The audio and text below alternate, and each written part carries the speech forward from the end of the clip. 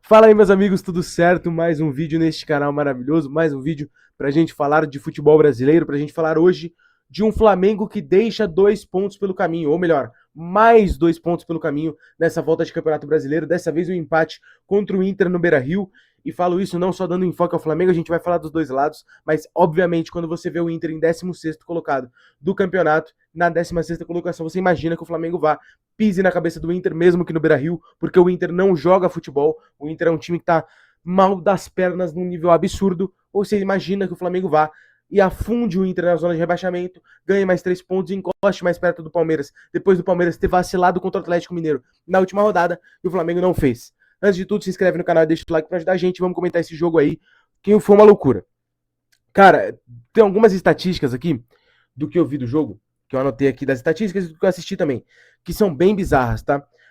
Antes pra gente falar do Inter, o Inter faz um gol e se propõe apenas a se defender. O Inter teve 27% de posse de bola na partida. E aí, quando você parte desse princípio, você fala, pô, os caras só querem marcar, os caras não querem o jogo, e tá tudo certo. É o Flamengo, o todo-poderoso Flamengo, vice-colocado do campeonato, atual campeão brasileiro, atual campeão da Libertadores, joga muita bola, tal, não sei o quê, muito jogador bom, muito investimento, aquela mesma história sempre, que todo time que joga contra o Flamengo, contra o Palmeiras, fala, pô, eu tive menos posse, eu tive menos a bola, joguei menos futebol, mas eu tava enfrentando um dos melhores times do Brasil, eu tava enfrentando o Flamengo, atual campeão brasileiro da Libertadores. Beleza. O Inter faz 1-0 e aí o Inter tá no céu, né, irmão? O Inter tá tipo assim, caraca, vamos, mano, 3 pontos na sacola contra o Flamengo, vamos sair da zona, vamos escapar. Não tá na zona ainda, né? Tá em 16º colocado, primeira colocação fora da zona. Pô, vamos respirar pela primeira vez, meu Deus do céu. Porque, pô, você ganha do Flamengo, não é a mesma coisa de você ganhar do Remo, né? Se você ganha do Remo, você ganha um respiro, ganha. São os mesmos 3 pontos? São. Mas a tua moral sobe quando tu bate no Flamengo. Tu fica, pô, mano, a gente compete. Final de semana tem Copa do Brasil contra o Corinthians, a gente compete, a gente briga com os caras, a gente chega, vamos lá. O grupo se olha estiário e fala, pô, dá, mano, calma, vamos, né? Respira fundo e segue. E aí o Inter, num vacilo bizonho, numa ramelada assustadora, que eu não me lembro, o jogador foi, acho que foi o Matheus Bahia, mas eu não tô certo disso, então não vou cravar. A bola pingando na frente do Guerreiro, cadê a bolinha aqui? Vem cá a bolinha. Aqui. Uma na frente dele, pingando, ele vai dar um bico pra cima, ele fura, mano. O pé dele passa, tipo assim, eu não vou conseguir prender o microfone na camisa agora. O pé dele passa aqui, ó, tirando, mano, tirando a casca da bola, assim. A bola fica sobrando no meio da área. O Bruno Henrique, se eu não me engano, sofre um pênalti, né? É um pênalti aquele lance, pelo que eu vi na hora, assim, não cheguei a ver o replay várias vezes. E a bola cai no pé do Samuel Lino depois, ele chapa já sem goleiro, o Matheus Cunha já perdido no bolo ali, Matheus Cunha que tinha feito uma baita defesa cara a cara com o Pedro segundos antes, uma baita defesa no cara a cara com um dos melhores centroavantes do país. Matheus Cunha foi muito questionado a contratação dele, chegou fazendo uma baita defesa e fazendo um bom jogo até ali, um jogo, entre aspas, seguro, né? Porque quando o cara chega questionado assim, o time na beira da zona, o time grande igual o Inter, tu nunca faz um jogo seguro, né? Tu faz um jogo tremendo inteiro, ainda mais sendo goleiro, mas ele fez um bom jogo.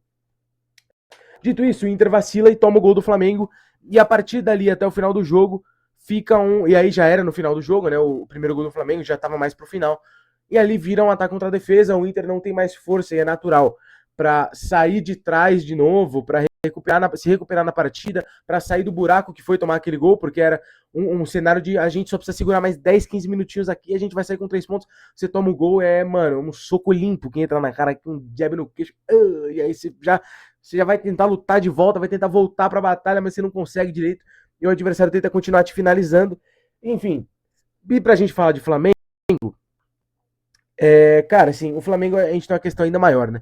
Quando a gente fala do Inter, e aí em vídeos de derrota do Inter, e eu não falei na última derrota do Inter, deveria ter gravado um vídeo sobre, o Inter vivia uma situação, e ainda vive, uma crise bizarra, que aí você tem que falar do Barcelos, que é o presidente, você tem que falar do Fabinho Soldado, que faz um péssimo trabalho, foi buscar o Félix Torres no Corinthians, foi buscar nomes ruins no mercado, Maripan, assim, uma zaga fraquíssima, um time que tem poucas inspirações, poucos jogadores que você olha e fala, pô, esse cara me traz alguma esperança, esse cara pode tirar um coelho da cartola. O Alan Patrick é assim, mas já não é mais o mesmo. O Carboneiro em alguns momentos. O centroavante é o Alejandro, que tá mal demais. O Alejandro, meu Deus do céu. Tu usa o Bernabé, que é um lateral de origem como ponta, porque te oferecer alguma coisa a mais ali, tipo, você tenta extrair o máximo daquele time que você tem. O Pesolano fazendo, mano, tudo e mais um pouco do que ele pode pra tirar alguma coisa daquele time, ele não consegue, porque é um teto técnico baixíssimo que esse time do Inter tem. A verdade é essa, é um time ruim, são jogadores tecnicamente fracos. Então você tem uma situação de assim, cara, eu preciso tirar milkshake de pedra, meu camarada. E o Pesolano, que é um baita treinador, tá tentando isso. E o Fabinho Soldado faz um trabalho fraco, como eu já falei. O Barcelos faz um trabalho ruim já de 6 anos no comando do Inter. Mal, o presidente do Inter faz um trabalho ruim. E o Inter mais um ano brigando pra não cair. E aí você pensa, putz, mano, eu tenho um cenário dos últimos 6 anos que eu preciso olhar tudo e falar, cara, tá tudo se encaminhando pra uma queda do Inter. Tudo leva o Inter pra Série B. O Inter no ano passado escapou no último jogo contra o Bragantino. O Inter esse ano tá se colocando na briga pra não cair de maneira veemente, porque o Santos tem chance de escapar. O Santos olha pro lado e vê algum refino, vê algum talento, vê de onde tirar. Tem o Neymar lá no meio, irmão. Tem o Gabigol, tem o Bom Tempo, que é um baita jogador, eu vou defender até o final da minha vida, o Bom Tempo, que é um craque. Tem o Barreal, tem o Roleiser, são bons jogadores. O Santos olha a sua volta, tem o Lucas Veríssimo na zaga, tem o Brazão no gol, tem o Cuca treinando o time, tentando fazer alguma coisa, mas o Santos se olha e fala, pô, gente, dá pra sair alguma coisa daqui. O Grêmio olha pro lado e fala, pô, a gente tem o Carlos Vinícius, baita camisa 9, a gente tem o Amuzu, pô, o Amuzu não é essas coisas todas, né? Mas tinha o Gabriel Meck até outro dia, que eu não sei se vai embora, se fica, ou se já foi, tô mal atualizado. Olha pro lado, os jogadores se olham e falam, pô, tem alguma coisa pra sair daqui. O Luiz Castro olha pro elenco dele e fala, pô, consigo tirar. O torcedor do Inter olha e sente um vazio. O torcedor do Inter olha pro seu elenco e fala, meu Deus do céu, Juninho e Maripã na zaga, Jesus. Félix Torres, meu pai, arrepia. Você fala, gente, que isso? Não tem esperança. E aí, quando tu tem um jogo de derrota, por exemplo, para um time da parte inferior da tabela, e uma situação calamitosa no Inter, você analisa um cenário dos últimos 6, 7 anos e fala, tá, faz sentido. O Flamengo, que empata com o Inter, como eu falei, perdeu 2 pontos hoje, ele se colocou nessa situação de já estar eliminado a Copa do Brasil pro Vitória, de estar se distanciando do Palmeiras. E esse é o tipo de crise do Flamengo. Crise pro Flamengo não é estar brigando para não cair. Isso é, assim, precisa acontecer muita coisa pro Flamengo brigar para não cair. Crise no Flamengo é não estar a 2, 3 pontos do líder do campeonato ou ser o líder do campeonato. Crise pro Flamengo é ser eliminado na Copa do Brasil pro Vitória. E o Flamengo não está em crise, entre aspas, porque não é tratado como tal. Mas o Flamengo tá numa situação ruim. E aí, o Flamengo... Eu vou fechar uma parada aqui do meu computador pra gravação parar de travar um pouquinho, se for possível. O Flamengo, ele basicamente optou por estar nessa situação. O Flamengo olhou pro lado, o BAP olhou e falou, cara, como eu posso piorar a situação do meu clube? Tá muito fácil a minha vida. O BAP escolheu colocar o Flamengo numa situação de ter que correr atrás dos outros, ter que correr atrás do Palmeiras. O BAP colocou o Flamengo ali. O Flamengo tinha o Felipe Luiz no comando, que era o melhor treinador brasileiro em atividade. Já no seu segundo ano de profissional. O Flamengo tinha o Felipe Luiz fazendo um trabalho fenomenal. O Flamengo perdeu a final do Mundial de Clubes do Intercontinental pro Paris Saint-Germain, bicampeão da Champions. Naquela altura era só campeão, agora bicampeão. O PSG do Luiz Henrique nos pênaltis. Com o Safonov pegando 4 pênaltis. O Flamengo ficou a uma disputa de pênalti de ser campeão do mundo contra o Paris Saint-Germain. O Flamengo perdeu uma final de Carioca pro Fluminense também nos pênaltis, com o Fábio salvando o Fluminense. O Flamengo perdeu uma Supercopa do Brasil pro Corinthians, tendo um jogador expulso no intervalo do jogo. Ele achou por bem e perdeu uma final de Recopa Sul-Americana que ninguém nem lembra, pro Lanús. Pouco importa. Ninguém lembra disso. Ele achou por bem demitir o Felipe Luiz. Cara, é de uma insanidade você demitir o Felipe Luiz, que 2 meses antes daquilo tinha te dado uma Libertadores e um Campeonato Brasileiro. Você escolher demitir esse cara é uma loucura.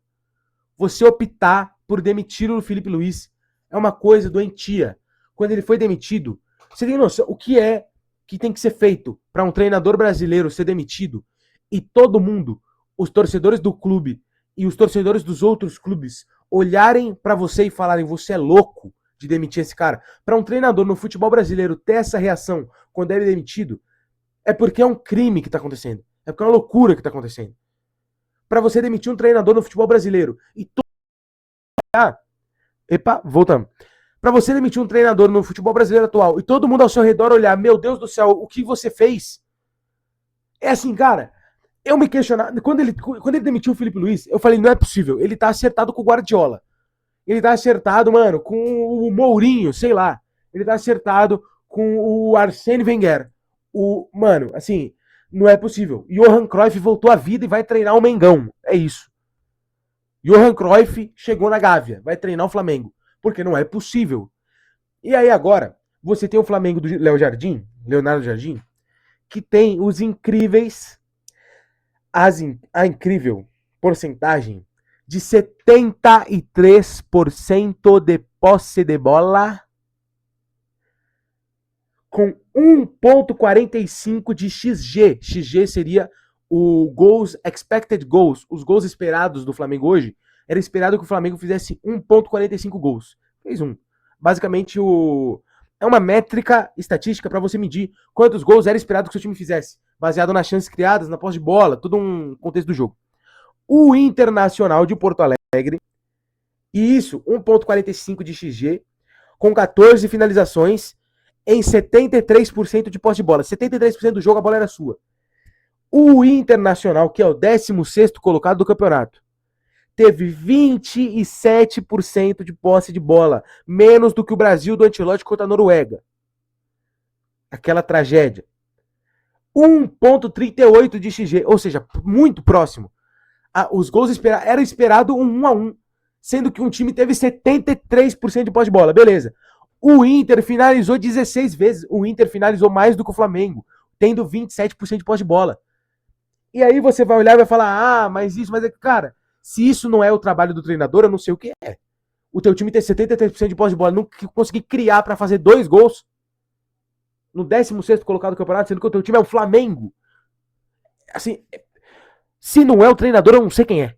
Eu não sei quem é. Se o Flamengo tivesse aqui em 73% de posse de bola, 6 grandes chances criadas, 3,5 de gols esperados, 27 finalizações e tivesse empatado em 1-1, eu ia falar, beleza, o Pedro tinha que ter feito o gol que ele perdeu, ele teria perdido, né? Ele teria que perder os gols. O Arrascaeta tinha que ter feito o gol que ele perdeu, o Samuel Lino tá de sacanagem, o Bruno Henrique tá de brincadeira, mas não, porque esses caras não tiveram grandes momentos pra, puta, agora, gol. Não teve. Não teve. E aí é na conta do treinador. E agora a minha pergunta é, que horas assim, porque eu não sou o cara de ficar cobrando demissão de treinador, né? Não é assim, é só quando é situações calamitosas que eu vou cobrar que um time demita o seu treinador. Que hora vai demitir? Meu Deus, é rua nele, não sou esse fanfarrão. Mas assim, o quanto de paciência vai ter e o qual vai ser a diferença da paciência que o Felipe Luiz teve para a paciência que o Leonardo Jardim vai ter. Porque a gente sabe que no futebol brasileiro tem uma predisposição a sermos mais pacientes com treinadores estrangeiros. Sabemos disso. Vários que passaram aí teriam sido demitidos assim, ó. Apito final, ó, nota oficial aí, pode soltar, tá demitido, manda embora essa desgraça.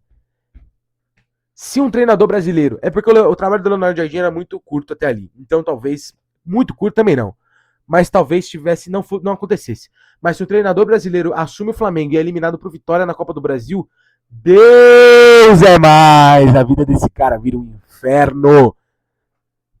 Malandro do céu. Se o treinador do Flamengo era o Maurício Barbieri e ele é eliminado pro Vitória, é rua no dia seguinte sem questionar. Tá entendendo? Enfim.